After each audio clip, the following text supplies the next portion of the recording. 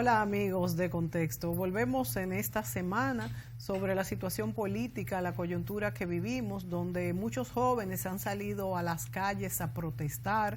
Hoy tenemos el candidato a diputado por Alianza País, un joven muy involucrado en política, José Horacio Rodríguez, de familias, vamos a decir, luchadoras por la política y por la nación dominicana. José Horacio es del grupo de jóvenes que se congregó desde el domingo pasado en la Plaza de la Bandera reclamando pues claridad en lo que pasó en las elecciones. Con José Horacio vamos a hablar sobre si todos estos movimientos, estas marchas, estos muchachos jóvenes en las calles, pudiéramos decir que se inscriben dentro de esta tendencia en América Latina, que hemos visto que los jóvenes han salido, que se han sumado muchísimas personas y que han pasado incluso de la protesta pacífica a la protesta no pacífica, cosa que tenemos la esperanza y el anhelo de que no pase en la República Dominicana, sino que se quede simplemente en lo que es que los jóvenes pues puedan exigir cosas que creen necesarias. Alianza País fue el único partido que se retiró de la marcha del domingo, donde participaron todos los demás partidos políticos y hasta el día antes se supone que iban a participar y fueron también de los que trabajaron en los puntos que se le pidió a la Junta Central Electoral y al gobierno en general. Vamos a escuchar de José Horacio también cuáles fueron las causas de que ellos se retiraran de esta actividad tan importante en este tiempo. José Horacio, bienvenido. Muchísimas gracias, muy contento por estar aquí con ustedes y le agradezco la invitación, Mónica y Julio. Es para mí un placer compartir con ustedes y con la audiencia que nos ve y nos escucha. ¿Tú eres candidato a diputado por la circunscripción 1? Correcto. La circunscripción 1 del Distrito Nacional, que comprende todo el polígono central, que va desde el Malecón hasta la Kennedy, sur-norte, y desde la Luperón hasta la zona colonial de este a oeste. O sea, del puro polígono central. Sí, y correcto. acuérdense que los diputados no tienen arrastre, o sea que se puede votar solamente por el diputado para los que quieran fraccionar el voto. Es Así es, importante. eso es una novedad para esta elección. Y por el senador también. Es una novedad para esta elección. ¿Quién es candidato y a un senador avance. de ustedes? Nosotros a nivel senatorial en el Distrito Nacional pactamos una alianza con el PRM y llamamos a Farideh Raful como candidata a senadora de Alianza País. Pero no en lo congresional. En el nivel de diputados no. En el nivel de diputados no. Entonces usted puede elegir y votar por Farideh en el nivel senatorial, en la casilla de Alianza País, y por José Horacio como diputado, también en la casilla de Alianza País, independientemente de que a otros niveles de elección no hayamos o si quiere votar por el PLD, también, o si quiere claro. votar por el Reformista, Eso por el es. que usted quiera votar, y si quiere votar por José Horacio, también lo puede marcar. Eso es un paso de avance en la calidad de la democracia y fue una demanda que durante muchos años se exigió por muchos sectores, porque antes el senador arrastraba necesariamente al diputado o viceversa. El diputado, el senador. Y yo conozco gente que me ha manifestado que me apoya, pero votará por otro candidato a senador de otro de los partidos. Y eso es bueno, porque la democracia implica el derecho del ciudadano a elegir libremente a sus representantes. Claro. Por lo tanto, ojalá para el 2024 logremos también que en el nivel municipal, entre regidores y alcaldes, sí, eso es muy se logre eliminar el importante. arrastre. Tenemos que trabajar en esto para que el regidor pueda ser elegido. Sí, porque existe a nivel del regidor y el alcalde. El amarre. José Horacio, los acontecimientos del 16 de febrero, que terminó con la suspensión de las elecciones municipales y su reconvocatoria casi un mes después, el 15 de marzo, altera en cierto sentido no solamente el ritmo político del país, que está alterado. Es decir, ahora no estamos en campaña, pero estamos en política full. Sí. Bueno, más que nunca. Desde el 16 hasta hoy, que van, ¿cuánto? 8 días. Sí. Esta semana que pasó, las manifestaciones en la Plaza de la Bandera, las concentraciones, los cacerolazos, y sabrá que Y el vendrá gobierno ahora. en el interior. O sea que... Pero el gobierno ha estado como Sí, frenado y en retroceso.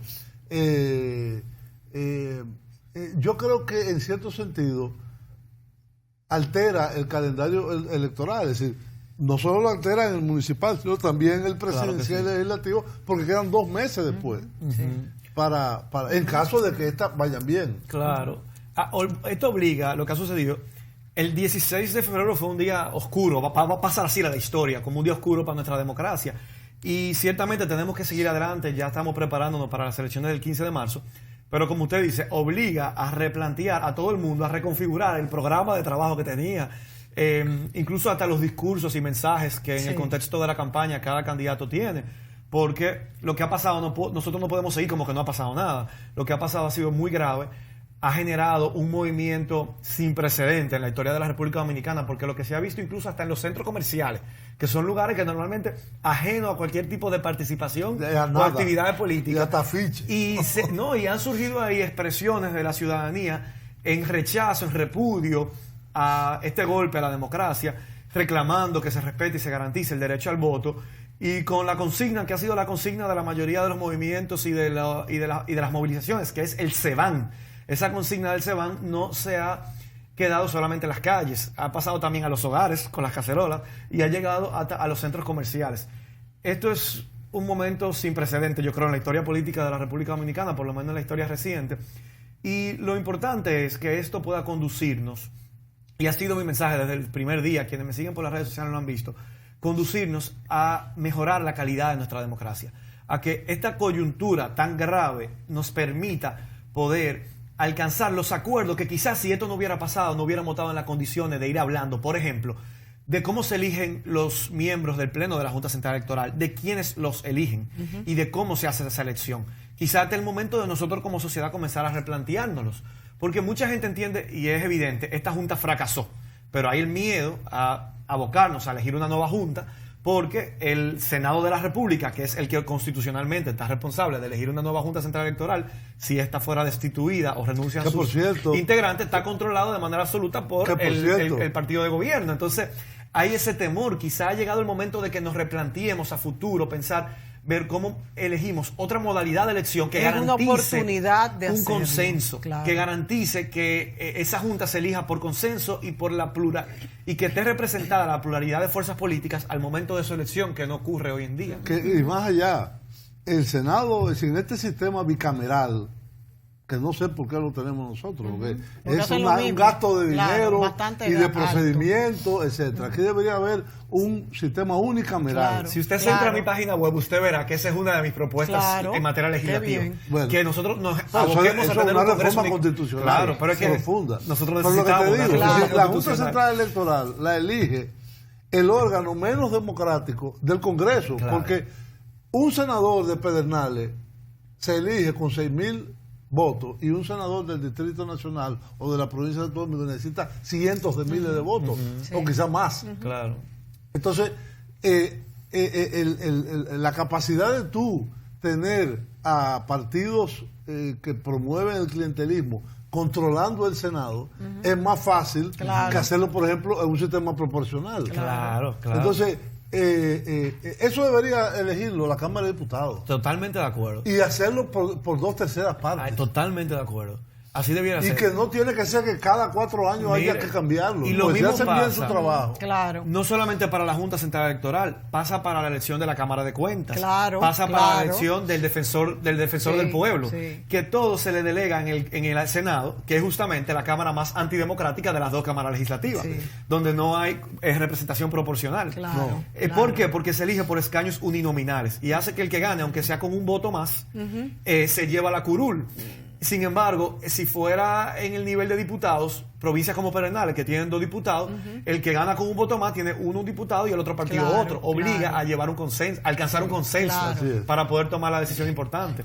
Por eso, este tipo de crisis son las que pueden permitir que nosotros profundicemos la calidad de la democracia y con propuestas como la que usted plantea, quitarle esas atribuciones al Senado, quizá abocarnos a tener como país un Congreso unicameral, son medidas que ayudan a fortalecer la calidad de nuestra democracia, yo entiendo, y que es el momento para que se comiencen a poner sobre la mesa ahora, a raíz de esta coyuntura, que lo veamos así, como la oportunidad para afianzar en la calidad de la democracia. La última reforma constitucional integral que tuvimos en el país fue la del 2010, promovida por el expresidente Fernández.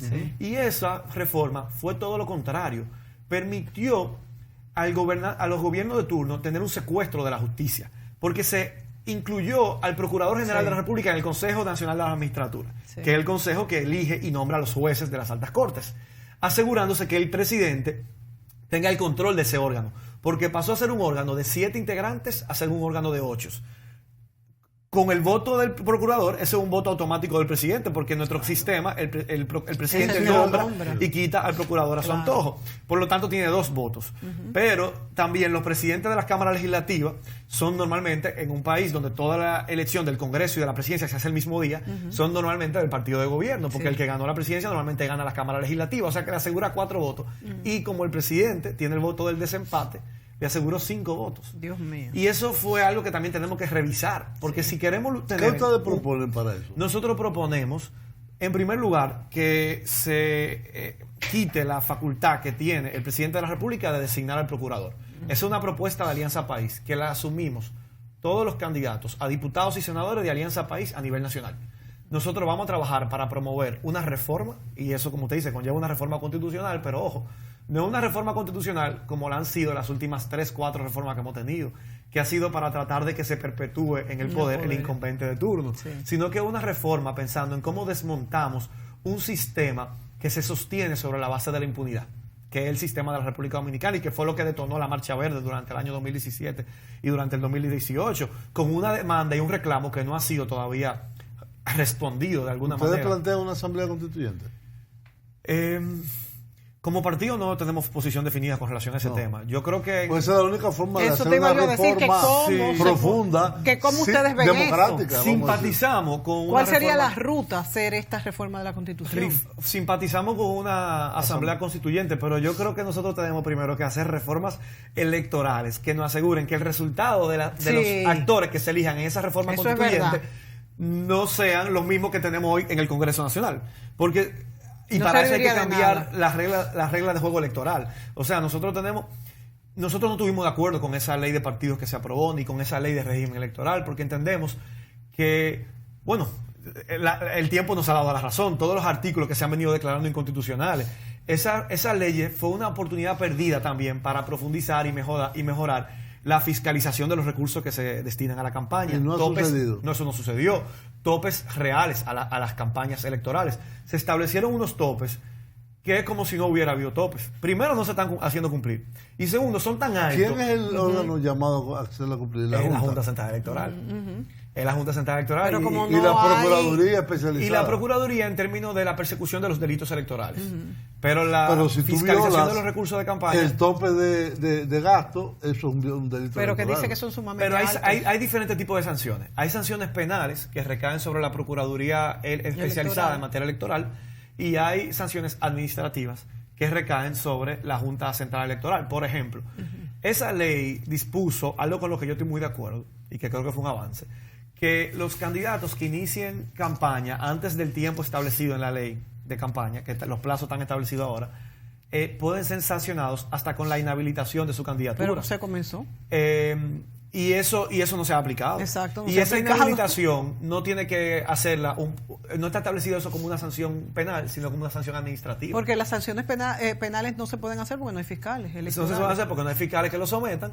Y la sanción administrativa, la Junta sí la puede hacer. Exacto. Y no ha tenido la voluntad de hacerlo, no ha tenido el coraje, la valentía de implementarlo. Sí ha llamado la atención, pero de ahí no ha pasado. De ahí no ha pasado, exacto. De ahí no ha pasado. Y es una de las cosas que ha hecho que la Junta pierda la credibilidad que ha perdido. Y que se selló esa pérdida de credibilidad con el tollo electoral del pasado 16 de febrero. El PLD dice que la oposición no quiere que haya elecciones. Claro que todo el mundo quiere que haya elecciones, pero... ¿Por qué se dice esto? ¿Por qué se dice esto? Por el fracaso de las elecciones es que hay una voluntad de que no se hicieran las elecciones porque se iba a quedar demostrado de que no representan gran cosa. Bueno, yo creo que todo lo contrario. Yo creo que... estoy diciendo el argumento. Incluso han dicho hasta que quieren que vayan unificados a las elecciones. ¿Le conviene eso a la oposición, ir a elecciones unificadas con las municipales? De ninguna manera. Yo creo que yo hablo como actor político democrático y no puedo hablar de toda la oposición porque en la oposición hay otros sectores que quizás no coinciden con los planteamientos de uno. Yo creo que a nosotros como país nos conviene que se respete la institucionalidad democrática, que se respete la Constitución que dice que las autoridades municipales deben tomar posesión el próximo 24 de abril. ¿Pero tú crees que hay algún sector de la oposición que quiera que que se unifiquen las elecciones y que no se celebren elecciones municipales ahora? Bueno, puede que lo haya, pero ya es... Nadie lo ha expresado. Nadie lo ha expresado, que yo sepa. Y además Pero ese debate como estuvo en el verano pasado.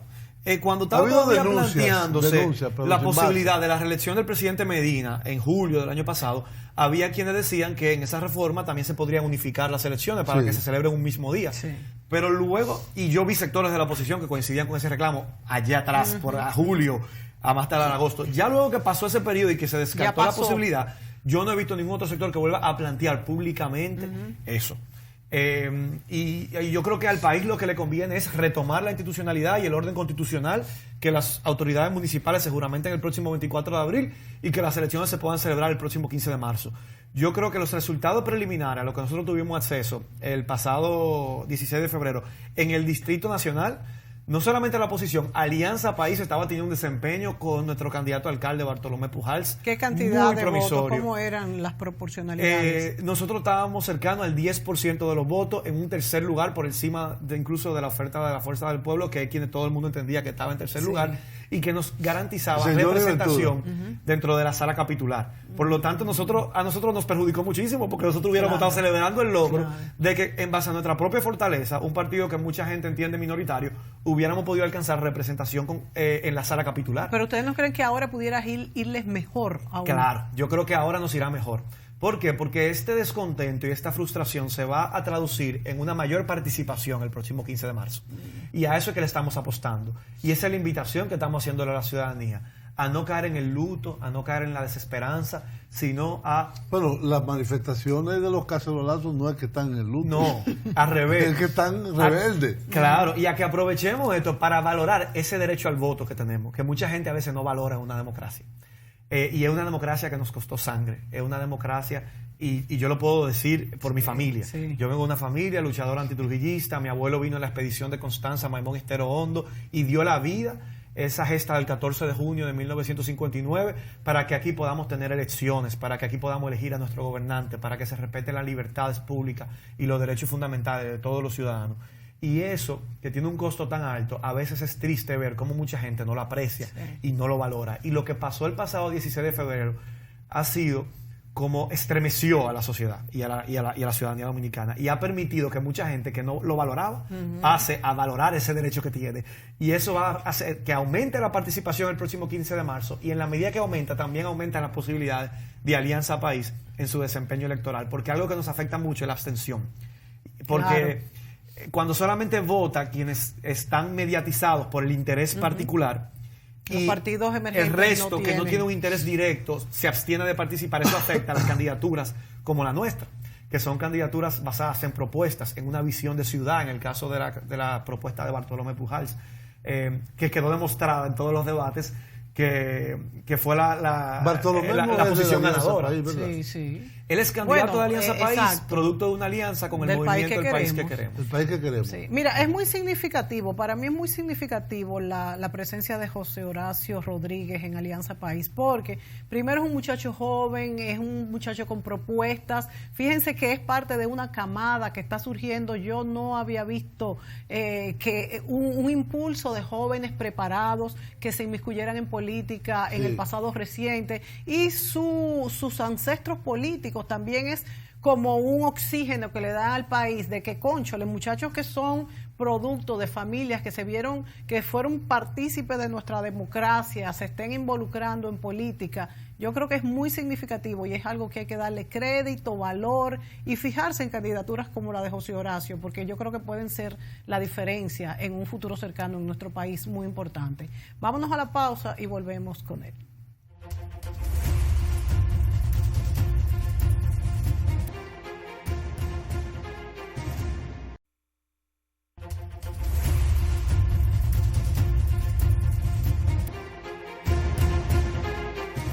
Era de lo más viejo.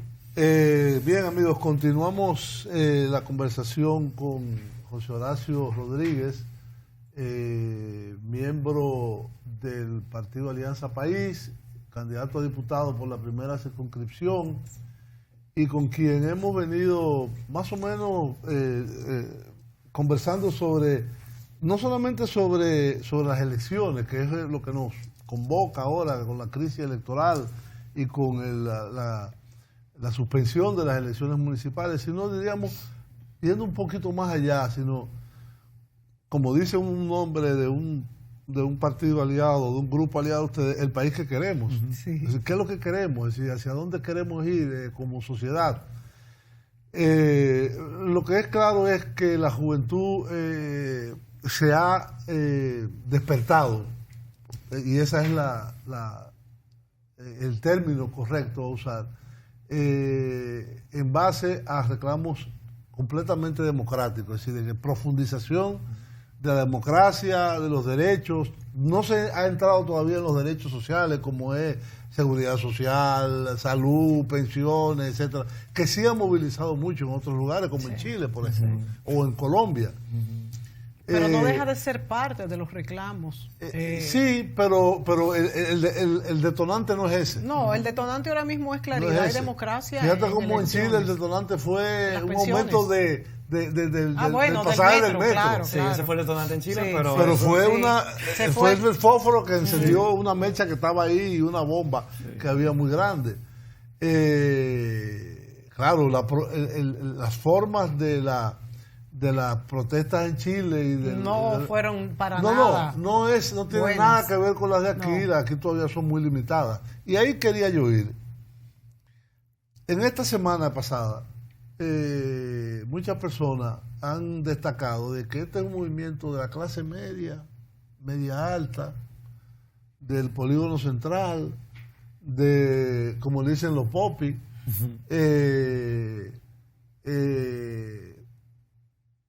y que en el interior no hay nada, y que en los barrios populares tampoco hay ese sentimiento. ¿Cuál es la realidad? Este proceso ha sido como una bola de nieve. Sí. Y hay que reconocer, porque yo he estado ahí desde el domingo 16 en la noche, los primeros 3 días, uno puede observar que la mayoría de los que participaban, es verdad que era de las capas medias del centro del Distrito Nacional. Eso fue mutando. Y a partir del miércoles, eso fue propaganda. Del martes, yo diría. Del propio martes, sí. El día que tiraron la bomba no fue el martes. El día que tiraron la bomba fue el martes. Fue el martes, el martes fue que tiraron la bomba. Ahí estábamos esa noche. Se volvió algo de todos los sectores de la sociedad dominicana.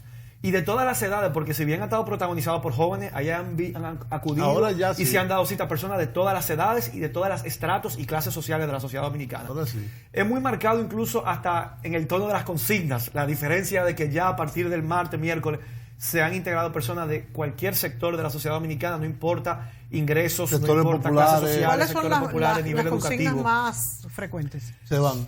Además de se van. Esa es la frase que se van. La consigna común de todo es se van. Desde la primera noche que se dice, el pueblo cumplió, la Junta falló. Esa es una consigna que estaba muy presente. Sí. El renuncien ya, no sirven para nada. Es importante, José Horacio, que ya no están ustedes propugnando por una renuncia de la Junta, ¿verdad? Hay muchas personas que siguen exigiendo esa renuncia. Porque yo creo que no sería para nada conveniente. Hay muchas personas que lo siguen haciendo, pero ahí, hay miles de personas que acuden. Y lo otro que quería responder, en todo el país, nadie puede decir, y no solamente en las ciudades más grandes como Santiago, como en La Romana, en La Vega, en Boca, hasta en pueblos como Las Terrenas, en Punta Cana, hasta de Pedernales me llegaron imágenes de personas movilizándose vestidas de negro. O sea, esto ha sacudido a todo el país, a toda la sociedad, a todo lo largo y ancho. Con relación a la renuncia, nosotros desde el propio día del 16 de febrero fuimos quizá, yo creo, el único partido político que demandó y exigió la renuncia de los miembros del Pleno de la Junta Central Electoral. Nosotros no alcanzamos ni obtuvimos el apoyo de los demás sectores políticos para que eso se pudiera materializar. Lo hicimos porque entendíamos que era lo justo, que entendíamos que la sociedad, o sea, que es una junta que evidentemente falló, ya sea por acción o por omisión, porque no solamente, aunque no haya participado de manera directa en un intento de sabotaje o de fraude, el hecho de que no pudiera haber prevenido de que algo así pasara, luego de habernos convencido de la idoneidad y del carácter incorruptible, y cito con esto al señor Castaños Guzmán, al presidente de la Junta Central Electoral, que nos hizo creer y nos hizo en ese sistema, porque él mismo nos dijo, yo estaba presente personal allá en los salones de audiencia de la Junta Central Electoral, que ese era un sistema incorruptible. Y el hecho de que haya sucedido lo que sucedió y que pasados los días que hayan pasado no hayan sido capaces de darnos al país una explicación de lo sucedido en términos técnicos, de cómo pudo haber pasado con un sistema que nos dijo que era incorruptible, devino lo que devino. Entonces eso nosotros entendíamos que ameritaba una renuncia y una nueva junta. Ahora no se han dado las condiciones para que eso suceda. Y hemos decidido, poco tiempo. Por el poco tiempo que hay, hemos decidido que haremos una participación crítica el próximo 15 de marzo y decidida. Pero entendemos que deben cumplirse un mínimo de garantías, un acompañamiento a esta Junta Central Electoral. Porque una junta con los niveles... Bueno, la proclama de los partidos es lo que dice. Sí, y nosotros formamos parte de ese consenso de puntos. Sí. A pesar de que no tuvimos la marcha, de los 10 puntos, sí, formamos parte de ese consenso de puntos donde entendemos que debe haber un acompañamiento, porque una junta que ha perdido toda la credibilidad y la confianza, es preocupante que a quien sea que declare ganador el 15 de marzo, que pueda ser creíble y que todo el mundo pueda aceptarlo. Si no hay un mínimo de requerimientos. Pero ¿cómo se...? Hay personas que han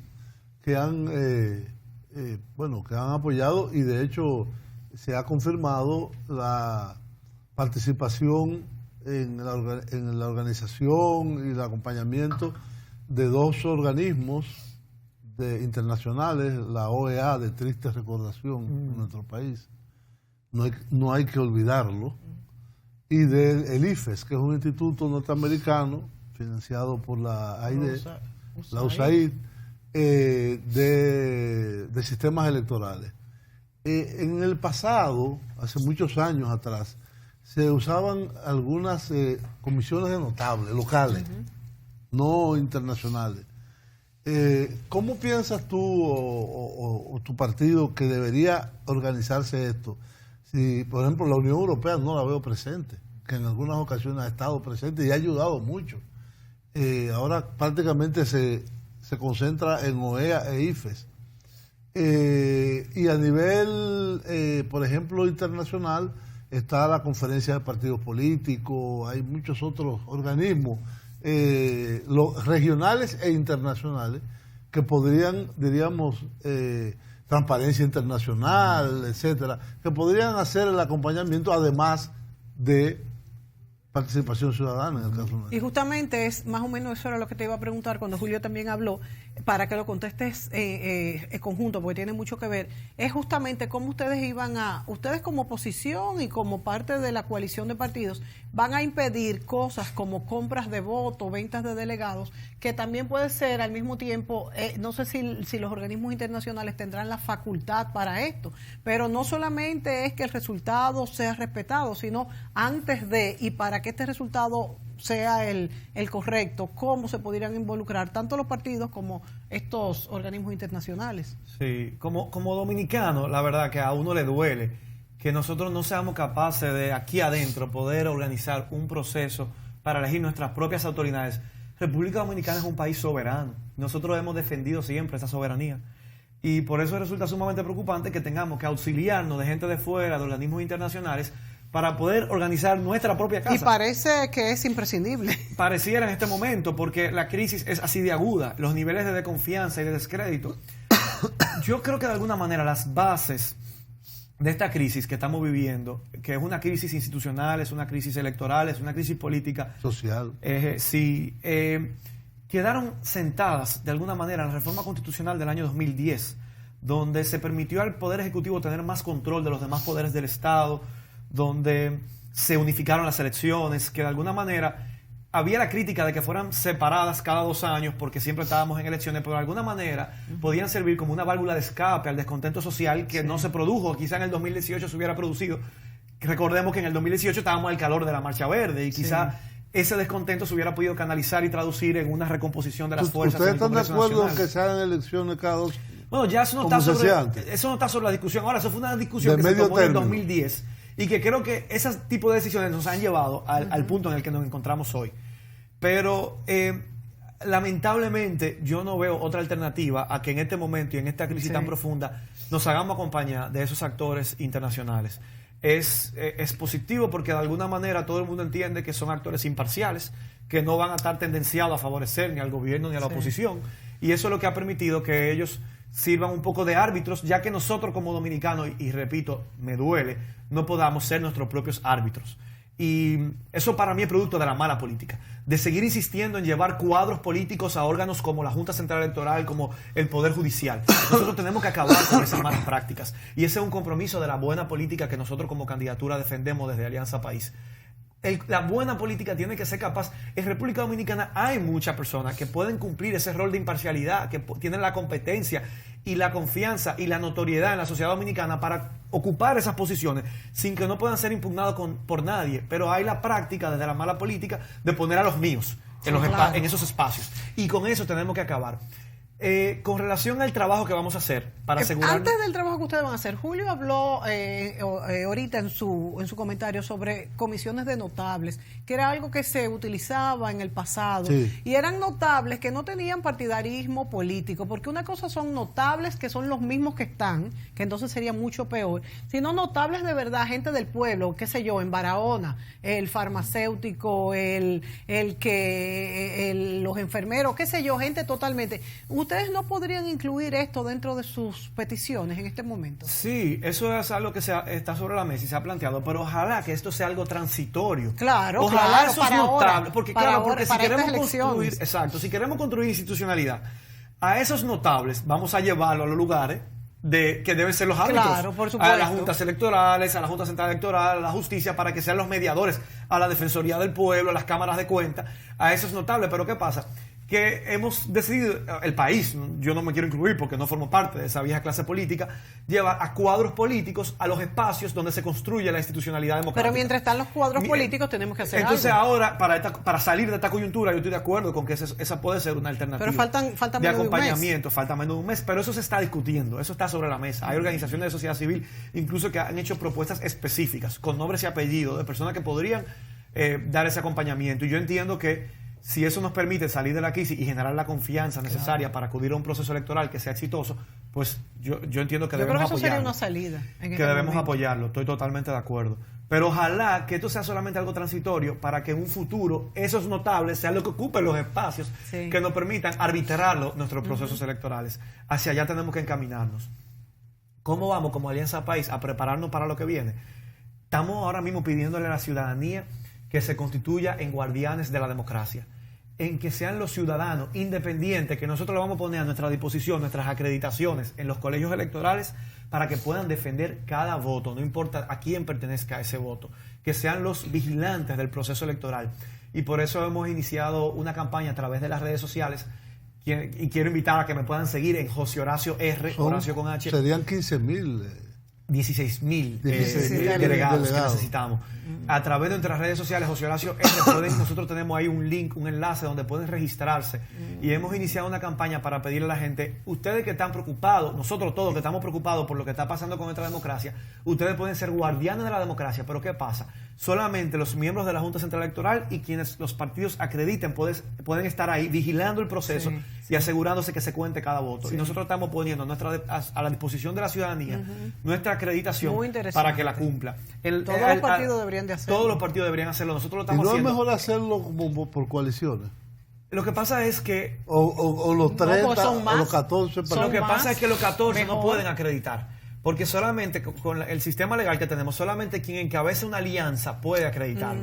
Entonces, por ejemplo, en el Distrito Nacional... Puede haber PLD... El PRM tiene como 8 aliados y ninguno de los aliados pueden acreditar, solamente el PRM puede hacerlo. El PLD puede hacerlo. El Partido Reformista, que personifica la candidatura de Johnny Ventura, puede hacerlo.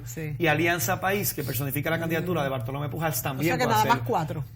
Me parece que son 6 partidos, porque hay 6 candidatos. También está Michael Miguel Holguín. Claro. Y está el partido, el PDI, hay otro que lleva a otro candidato. Entonces solamente hay 6 partidos que pueden hacerlo, a pesar de que hay 27 partidos reconocidos. Y nosotros estamos invitando a la ciudadanía a que se sumen. Es decir, los que fueran de otro partido, pero miembros de una coalición, tienen que ir acreditados por el partido que encabeza. Exacto. Ya exactamente. Muy interesante. Y esa es la invitación que estamos haciendo, invitarles que a través de Instagram y Facebook y Twitter, José Horacio R, puedan visitar nuestra página, ver la propuesta, en qué consiste, cuál es el compromiso. Y lo están haciendo otros candidatos, otros partidos también. Pero Esa es la invitación a o la sea, que ciudadanía. en el lugar más recóndito del país, que haya un colegio electoral, pueden accesar a estas redes tuyas y acreditarse para ser observadores en este proceso electoral de esa mesa. Sí. La idea es que no se quede ninguna mesa sin un representante, Exacto. ¿verdad? Nosotros lo haremos vía Alianza País. Y el compromiso no es solamente defender los votos de Alianza País, es defender los votos de todos los ciudadanos. ¿Se haría algún escrutinio o cualquiera que te escriba va a ser nombrado si no hay otro? Porque también hay un peligro en quién sería esta persona que sería observadora de la democracia. Claro, eso se irá evaluando porque además también hay un límite en cada demarcación de personas que pueden hacerlo. Aquí en la capital, por ejemplo, en la circunscripción tuya, ¿cuántos son? En la circunscripción son 740. Wow. 740 colegios electorales. Es un batallón, es un ejército. Y nosotros quizá estábamos llegando cerca de la mitad para el 16 de febrero. Ojalá esto que ha sucedido permita que yo mucha gente pienso se que en la voluntarie. capital sí, en la capital yo creo que ustedes tendrán el cupo lleno. Ayer me llamaba un compañero que es candidato a regidor y me decía, ahora hay una lluvia de delegados, o sea, hay una lluvia de gente ahora hay más de la que cuenta. quiere voluntariarse. Y además es importante que sean voluntarios. ¿Por qué? Porque en la mayoría de los partidos se contrata gente que se le pagan 2,000 pesos según el presupuesto de cada partido. 2,000 pesos, 3,000 pesos para que sean delegados, pero esa persona si está ahí solamente por el dinero, no tiene quizá el compromiso de defender cada voto, no tiene el compromiso de asegurarse, exacto. No se queda hasta el final para asegurarse que el acta se levante tal y como fue expresada la voluntad popular en la urna.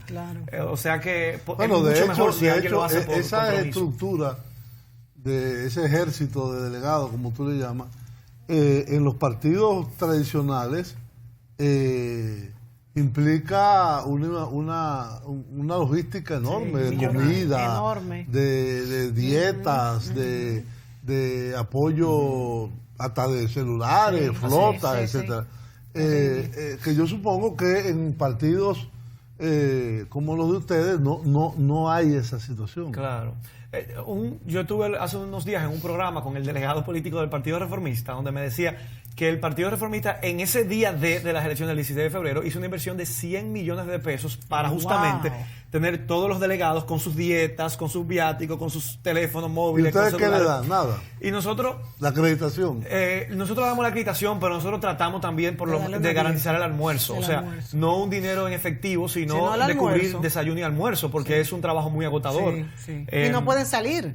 No pueden salir, tienen que estar ahí todo el día entero. Entonces, por lo menos cubrir desayuno y almuerzo, aunque no se le dé una dieta y un estipendio. Y todo eso justamente les iba yo a preguntar, pero nos vamos a ir a la pausa. Y era cómo se van a hacer los partidos políticos que ya gastaron todo lo que tenían estipulado para las elecciones municipales. Sí, se ahora supone que la Junta, hay unos 1.500 millones. Exacto, pero ese dinero lo que la Junta lo está adelantando. No es un dinero adicional. Es adelantándolo. Bueno, como debe ser, porque tampoco puede pero se lo va a transferir a los partidos. Sí, pero es un dinero que estaba presupuestado para mayo. ¿Ustedes en qué número de la casilla? O sea que afecta. Estamos en la casilla 5, en la boleta 5. Ustedes pueden encontrar todos los candidatos y candidatas de Alianza País, en la casilla 5. ¿En todo el país? Sí, en todo el país. Nos vamos a la pausa, señores. Volvemos.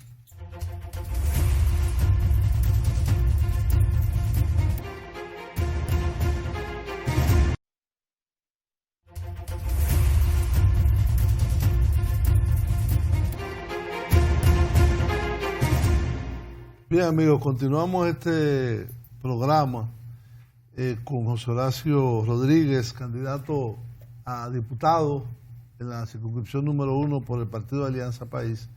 Y en el entretiempo hablábamos de el financiamiento de las campañas políticas, que en este país una de las fuentes más distorsionadoras de la política es precisamente el financiamiento de los partidos. Y parte del argumento, yo por ejemplo vi el otro día una invitación a una cena que el aporte mínimo era 2 millones. ¿Esa fue la que tú fuiste, Julio? Yo no. Yo la vi, me mandó, mira esto, la invitación, digo, entonces en partidos diríamos alternativos. Es difícil. Se supone que esas cosas no se hacen. Por ejemplo, yo que sigo mucho la política en España, me llamó mucho la atención que todos los partidos están muy endeudados con la banca. Parece que ellos le toman préstamos a los bancos. Y en función de sus resultados, entonces el Estado le va le va reembolsando. ¿Y si no ganan? Se quedan con deudas. Wow. Se quedan con deudas. Entonces, hay el caso de este partido que surgió precisamente de un movimiento muy amplio de movilizaciones, el 15M, Podemos, sí, que abiertamente rechaza el financiamiento por los bancos. Pues dice, si yo le pido prestado a los bancos, yo tengo que defender a los bancos. Claro. Y lo que hacen es campañas de donaciones pequeñas o de préstamos, mini préstamos. Es como si fuera estos préstamos que dan las microempresas aquí. Equivalente, qué sé yo, a 10 euros, 20 euros. En el caso de España, aquí sería 500 pesos, 200, sí, 1000, cosas así, que aquí no se ha usado nunca. Bueno, Barack Obama hizo su campaña basada y Bernie Sanders tipo, ahora. Sí, también. Bernie Sanders, pero claro, en Estados Unidos la disponibilidad de dinero es mucho mayor de la gente y el país es mucho más grande. De hecho, hay muchos proyectos publicitarios sociales que también se están financiando. Entonces, ¿ustedes no se han planteado este sistema de financiamiento ciudadano, vamos a llamarlo? Sí, claro que sí. De hecho, el tema del financiamiento es un tema muy importante para mejorar la calidad de la política y de la representación política que hemos tenido en los últimos años. ¿Por qué? Es muy importante que los ciudadanos averigüen por el candidato que piensan votar cómo se financia. Porque según cómo se financia, esos son los intereses que va luego a representar. Por supuesto. Si hay una disonancia entre los representantes y los representados, hay una crisis de representatividad política aquí en el país. ¿Por qué? Porque la gente no siente que los diputados los representan. ¿Pero por qué pasa eso? Porque cuando yo inicié esta campaña, en la pre-campaña, a mí me decían, pero tú estás loco, ¿cómo tú vas a aspirar a diputado? Tú no tienes dinero. Para tú ganar una diputación, tú necesitas conseguir mínimo 20 millones de pesos, me decían. Y yo me pregunto, una campaña en la que un diputado invierta más de 20 millones de pesos, que 4 años de salario como diputado no llega ni cerca, ni cerca a esa cantidad, ¿a quién va a representar? ¿De dónde sale ese dinero? ¿De dónde, cómo se financia? Y 20 siendo conservadores, yo conozco campañas aquí con quienes yo compito en la circunscripción 1 de hasta 100 millones de pesos y uno se pregunta ¿de dónde sale tanto dinero? Porque eso es una inversión.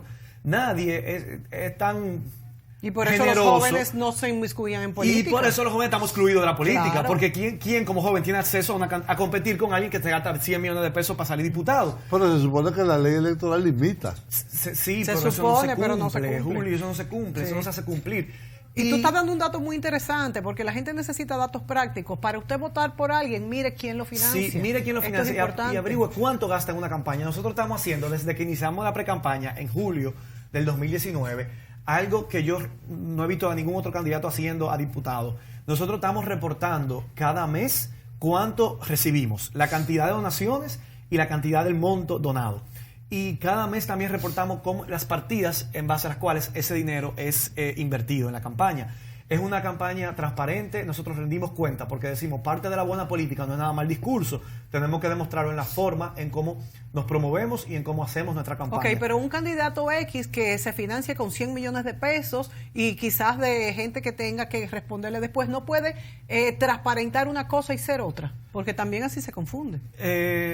Puede engañar, sí, siempre se puede engañar, pero el que gastó 100 millones de pesos y uno se da cuenta, se ve en las calles. Sí, y cierto. Uno dice, ven acá, y el que invierte esa cantidad de dinero va a ir al Congreso a defender a la ciudadanía, a representar el bien común. Yo no creo, es muy difícil que alguien que invierta más de 100 millones de pesos para salir electo diputado vaya a defender el bien común. Gran parte de ese dinero, en la mayoría de los casos, es dinero proveniente de la corrupción, de desviar fondos públicos. Por lo tanto, va a ir al Congreso a proteger la corrupción, no a tratar de combatirla y sancionarla. O es de fuentes ilícitas, que es peor.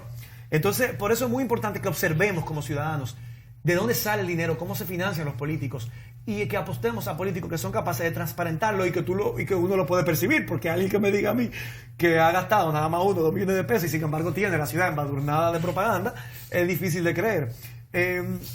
Y además que lo viene haciendo desde tanto tiempo atrás. Hay que poner límites a los periodos electorales porque también cada día de campaña cuesta. Muchísimo. Cada día de campaña cuesta mucho dinero. Y por eso yo quiero invitar a que también a través de las redes sociales puedan ver los reportes. A mí me da mucho orgullo decir que nosotros hemos podido recaudar más de 200 aportes que suman ya más de 1 millón de pesos, 1.100.000 pesos más o menos, Hemos hecho solamente una actividad de recaudación, que fue un cóctel de recaudación de fondos, y eso te deja ver que hay ciudadanos comunes y corrientes que apuestan a la buena política. Y que no les sobra el dinero. Gente que no le sobra el dinero. Mira, a mí me da mucho orgullo, te quiero contar, Mónica, que a mí me ha llamado, por ejemplo, profesores míos de la universidad. ¡Ay, qué bello! Compañeros míos de la universidad, yo salí de la universidad en el 2012, hace 8 años, que yo tenía años que no veía. Y me han llamado para preguntarme, dame tu número de cuenta. Yo quiero hacer un aporte porque candidatura como tú, alguien como tú que nos representa en el Congreso es lo que nosotros necesitamos. Y en un país como el nuestro, donde no estamos acostumbrados a ver a gente que aporte para los políticos, eso me genera mucha esperanza y me anima mucho a seguir adelante con este proyecto. Claro, bueno, no nos queda más que felicitar. ¿Alianza País se considera un partido de izquierda? Es un partido progresista. No es un partido propiamente de izquierda, quizás se pudiera ubicar al centro izquierda, porque tampoco es un partido de derecha ni es un partido conservador. Yo lo defino como un partido progresista que en la escala ideológica se podría ubicar al centro izquierda. Gracias, José Horacio, te deseamos mucha suerte y suerte para el país y que estas manifestaciones sociales sirvan para mejorar la democracia, que es lo que todos queremos. Será hasta la próxima.